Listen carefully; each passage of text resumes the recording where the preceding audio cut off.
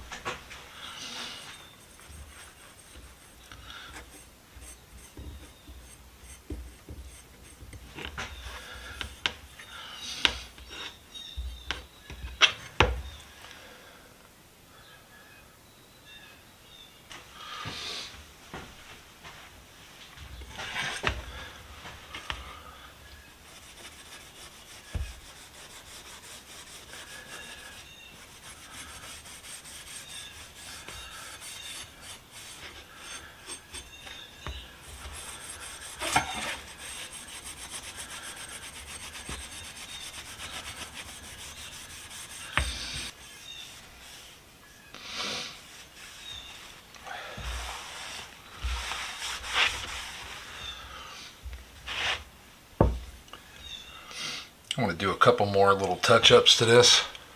I think I'm going to take the bluing off the spade and off the pry edge. Just clean those up a little bit. And yeah, I think that'll be it. Might even highlight the Pexto. Who knows? Let me start cleaning this edge up. Alright guys, well you can see it cleaned up rather well. I'm quite happy with it. We did take the bluing back off the spade. I think it looks a little bit better that way, a lot cleaner. You can read Pexto real nice now. We cleaned up the edge. That's now square and sharp the way it's supposed to be. Overall, I'm happy. I'm really happy. The bluing came out really nice on there, so pretty cool. We took it from just a normal little pry bar to a nice looking, functional, good looking tool, and I'm happy. That's it. Alrighty guys, well we are all done with the little Pexto pry bar. I think it came out really nice. That's it for this one guys. Like always, stay safe, be safe, and we will see you next time with another. Bye.